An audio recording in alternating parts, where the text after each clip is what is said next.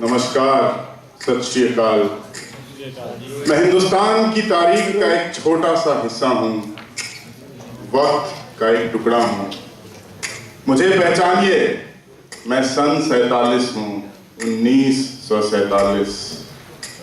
मेरी तारीफ यही है कि मैं हिंदुस्तान के सीने में पैबस्त एक खंजर हूँ, लगातार बहने वाला एक नासूर हूँ। हिंदुस्तान की तहजीब व अखलाक को झकझोर देने वाला आंधी का एक झोंका हूँ। मैं इंसानियत के माथे पर लगा एक बदनुमा दाग हूँ। मैं वो गुबार हूँ जिसने आदमी को अंधा बना दिया।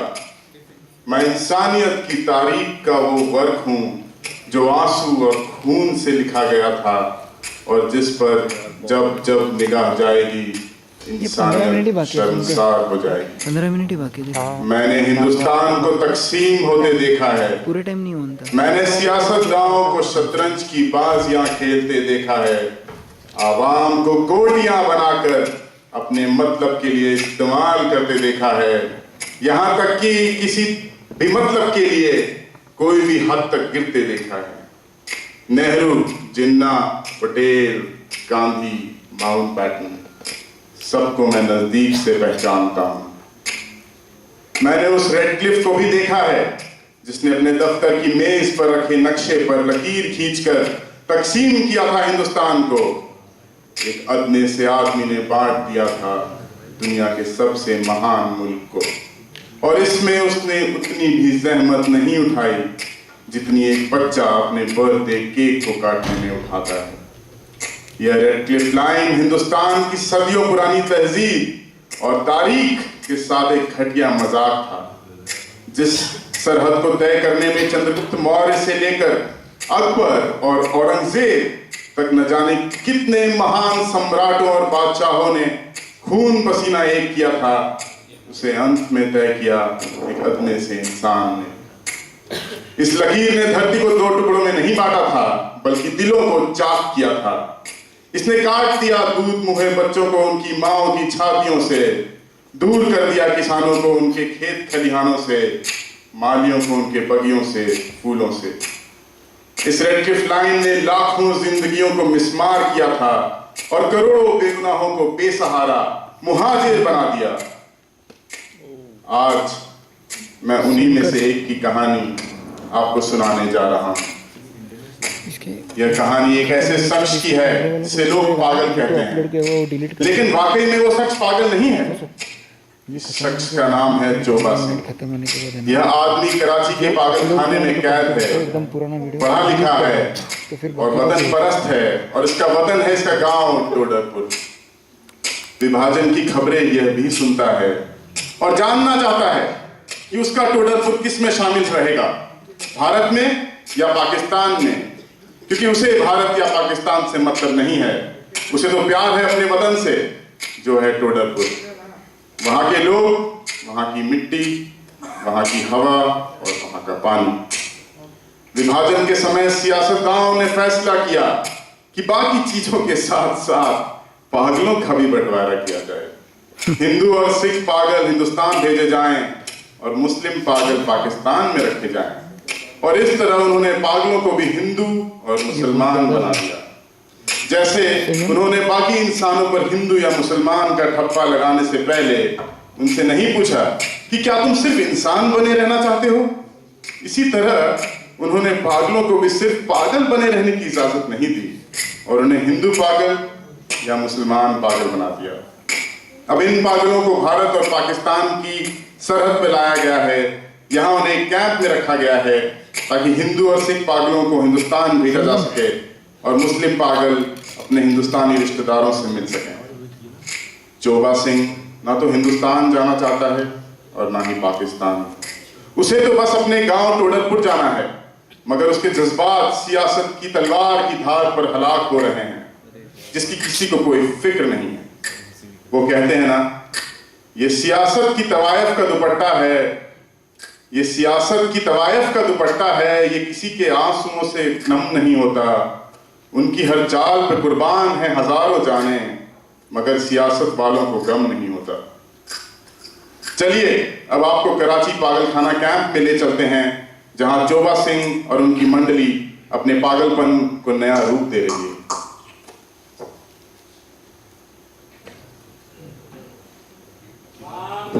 सत्य है, सत्य है, सत्य है, सत्य है, सत्य है।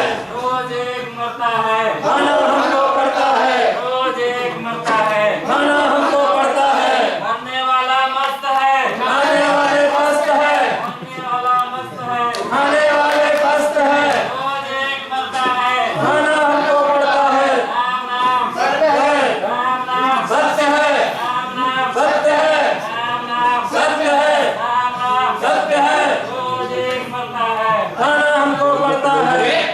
आप लोग ये क्या कर रहे हैं? इंसानियत मर गई हुजूर, उसका जनाजा निकाल रहे हैं। निकाल रहे हैं। बहुत अच्छी बात है, बहुत अच्छी बात है। हुजूर, आप कौन हैं? हुजूर, हम नैतिकता हैं और मुंह छुपाने की जगह ढूंढ रहे हैं। तो हजरत मुंह छुपाने की जगह ढूंढ रहे हैं। बहुत अच्छी बात है, बहुत अच्छी बात है। साहब, आप कौन हैं? हुजूर, हम भाईचारा हूँ। हमारी कद छोटी हो गई है।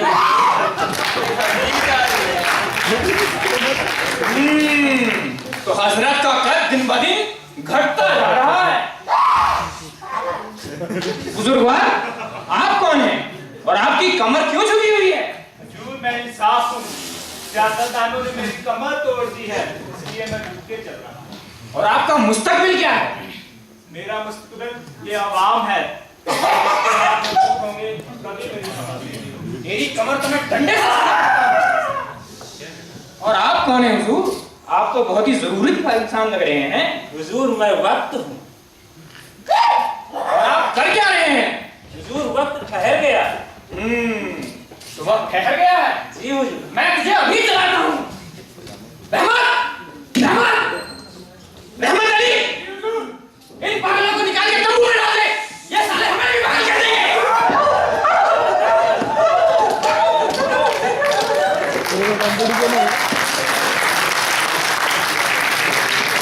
अभी डॉक्टर आएगा और इनका एक एक करके इलाज करके इनको कराची भेज देगा और हिंदू पागलों को हिंदुस्तान।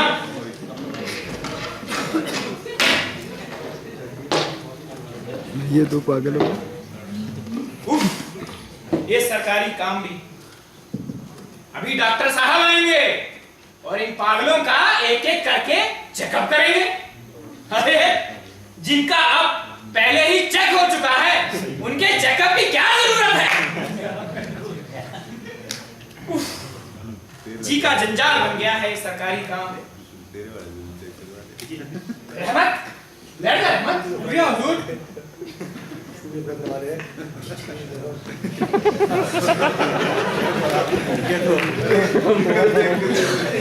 चाहिए था इसमें एक में भी आधा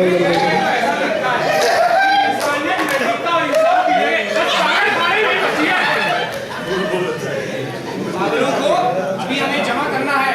हिंदू पागलों को हिंदुस्तान और मुसलमान पागलों को कराची भी भेजना है। अरे हुजूर, ये डायलॉग 3 इनका बार क्या करेंगे? वैसे सियासत की बात है तो सियासत 3 करने बार वाले एक बार डायलॉग बोल दिया। मगर मेरा तो इतना मानना है कि पाकिस्तान का बनना कतई गैर लाजमी और बेबुनियाद है। पागल उधर है। वो कैसे मियां? अरे हुजूर, क्या मजहब पर मुल्क को बांटेंगे? आदमी की जिंदगी मजहब से चलती है। हिंदुस्तान में हिंदू और मुसलमान ऐसे मिले हुए हैं जैसे तरबूज में बीज। अगर आप तरबूज के टुकड़े टुकड़े भी कर देना तो हर एक टुकड़े में एक ना एक बीज रह ही जाएगा।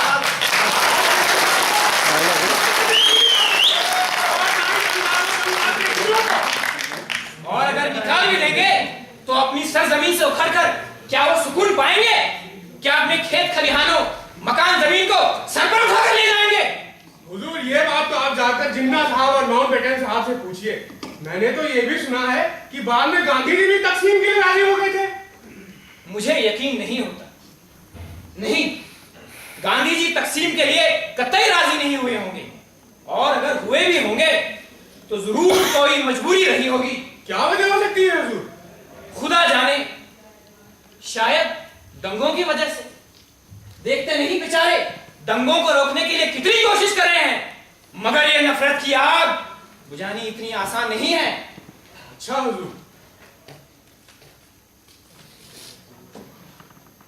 चलो ये छोड़ो, ये बताओ ये टोडर किसमें गया है, पाकिस्तान में या फिर हिंदुस्तान में? वो क्यों हुजूर? अरे वो अपना चौबा सिंह है ना, वो कहता है मैं तो टोडरपुर ही जाऊंगा, चाहे हिंदुस्तान में रहे या पाकिस्तान में, मेरा तो वही वतन है। देखिए हुजूर, ये टोडरपुर गया तो पाकिस्तान में है, पर हुकूमत उसे वहां जाने नहीं देगी, क्योंकि एक तो ये साला हिंदू है, इसे हिंदुस्तान भेजना होगा, और दूसरी बात ये है हुजूर कि टोडरपुर में पागल खाना भी तो नहीं है।